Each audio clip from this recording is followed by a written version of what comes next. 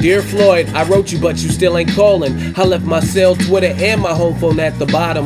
I fought Diaz and Autumn, you probably seen I had some problems. I even won that Mayweather poll, but you gave it to my Donna. But fuck it, I'll be the underdog on your undercard, just so I can see my fucking name right under yours. I loved you, Floyd, we could have been together, think about it. I hope you can't sleep and you breathe and you dream about it. Cut that shit off, man.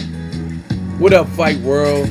It's your boy Ego, and I'm back with some more boxing. So I had to get into that little Ego rap special, if you will, and that was my best Amir Khan rendition from Eminem's Stan, and that's what the fuck it seems like Khan is right now, a Stan. I understand you want to have the Mayweather payday. It's big bucks, it's an opportunity. You feel you could beat him and trouble him with your speed, but guess what? You haven't fucking earned it. And what's even worse is he did an interview. You just got the Luis Collazo fight announced just yesterday. It was just officially announced to the public yesterday. You're already talking about Mayweather again. Like, I don't understand it. I don't see how you can constantly overlook the competition that's in front of you, especially when you're traveling to a new weight division. Amir Khan, he overlooked Lamont Peterson. He was talking that Mayweather shit before Lamont Peterson. Although it was controversial, he still lost to Peterson. Then he was talking about, after knock out your son, Danny Garcia. It just shows you the class. It shows you the class of people. He was talking about Angel Garcia and Danny Garcia and all that. And talking about after he beats Garcia, I'm going to punish him. And like all that shit. He was going to fight Mayweather or push for the Mayweather fight. And guess what? You lost. Garcia beat the brakes off you, punched you in the motherfucking neck, and you lost. So I don't see why you got another tough veteran who has experience, has been in there with Shane Mosley, Ricky Hattons. He's been in there with the Bertos when Berto was undefeated. And actually Hatton was undefeated at the time also when Luis Collazo fought him. And recently he put a stop to Victor Ortiz's comeback. Victor Ortiz was talking that big shit, like, I'm back, I'm ready to take over boxing. Everybody from 147 to 154 needs to watch out. They're not on my level. And he proved he wasn't on Luis Collazo's level, at least that night. And you're already talking about a Mayweather fight. So in the interview, this is what he said. If Floyd wants to become a true global superstar, I can't even do it with his voice. He said, if Floyd wants to become a true global superstar, then he has to fight me before he hangs up his gloves for good. No, he fucking doesn't. Floyd's been in the game 18 years. I feel Amir Khan is talking as if he's Pacquiao. That's really the only fight that I could suggest or see people holding over Mayweather's fight or over his head if he does not complete. If he does not face Pacquiao, that is going to be the lingering black cloud type of fight, just like Sugar Ray Leonard had Aaron Pryor and so on and so forth. That'll be the fight that people always wonder what happened if those two would have ever gotten in the ring. But Pacquiao has accomplished more. Pacquiao has done way more than Amir Khan at a pro level. Not saying Khan's not entertaining, not saying he's not like decent or good, because he is. He is entertaining. Every time he fights, I watch it because he's an entertaining style. He's confident in his abilities, but it's that a lot of times a lot of people watch Khan, it's because there's always that glimmer of hope that somebody could swing for the fences and it might be over for him. So even when he's favored to win, you never know what's going to happen based on his shaky chin. You never know. And I think that adds to the allure and excitement of Khan. Plus, he has incredible hand speed. I will give him that, blistering hand speed. But as far as saying Mayweather must fight you and it's mandatory before he hangs up the gloves, what the fuck are you talking about? Like, literally, what are you talking about? You haven't done anything at welterweight. He doesn't have to fight you.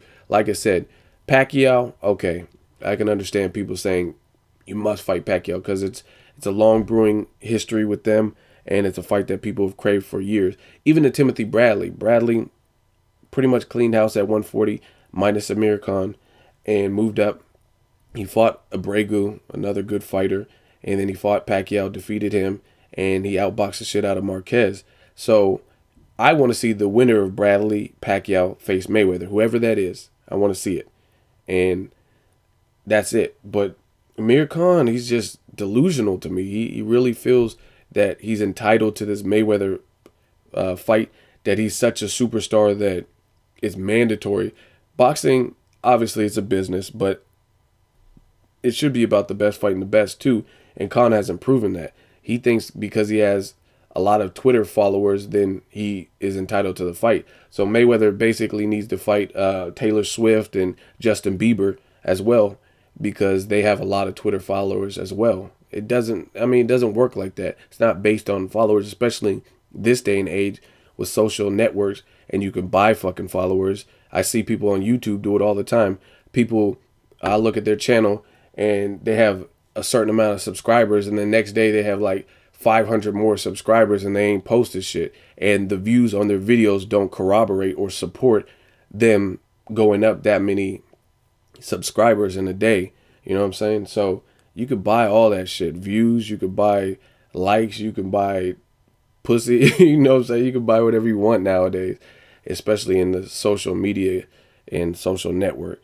So it's not all about who has, and furthermore, you say you have this awesome drawing power, and I don't understand why you're on his undercard. Literally, why the fuck are you fighting on his undercard? If you're such a big star, you have the whole UK behind you, you have Muslims behind you, you have Pakistan behind you, you have wherever the fuck you think is behind you, why fight on his undercard? Notice how, in a similar situation, Canelo versus Trout was supposed to take place on Mayweather's pay-per-view event.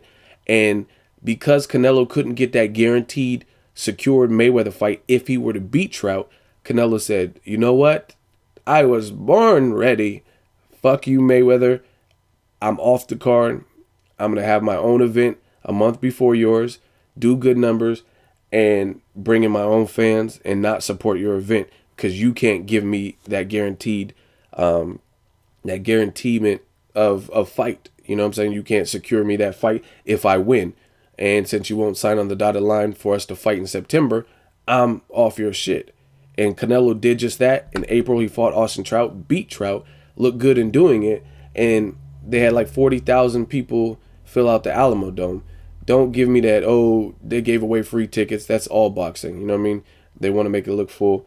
Still, 40,000 people is a lot. And I know they didn't give out 39,000 free tickets. So Canelo has a fan base.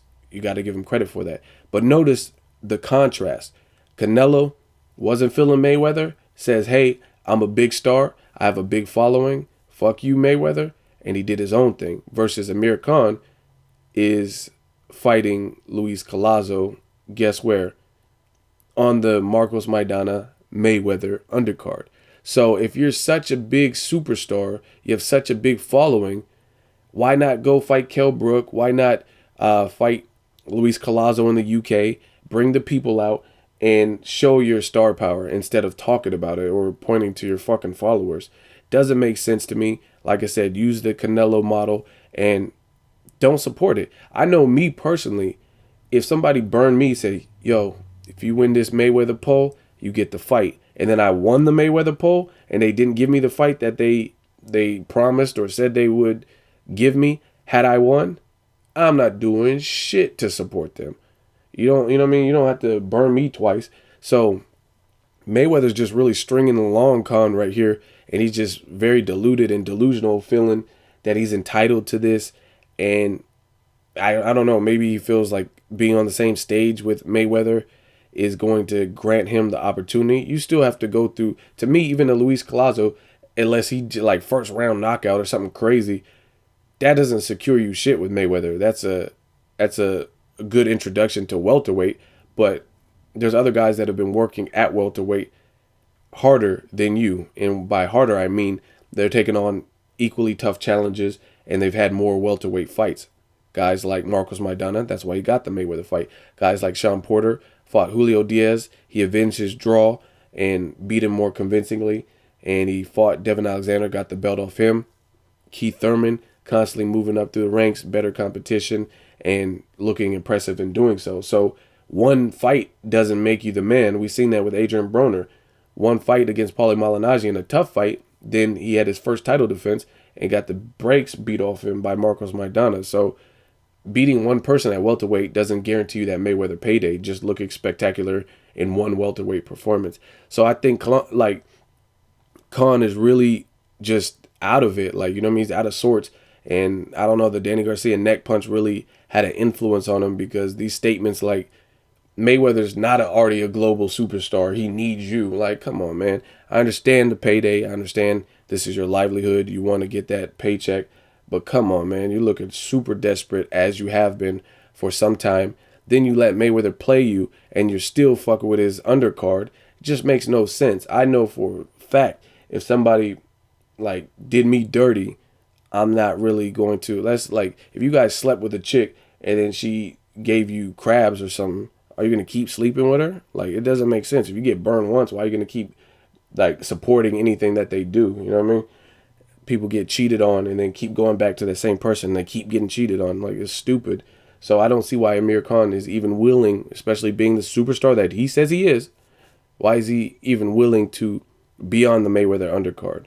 So that leads me to believe there's some falsehoods right there with the amount of popularity that he really has, because he would have did the Canelo route and did his own thing.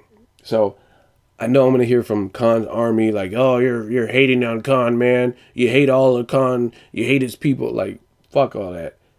I speak the truth. Call me Angel Garcia. I call it straight down the middle. If anybody was doing this, looking this desperate, I would say the same thing to them.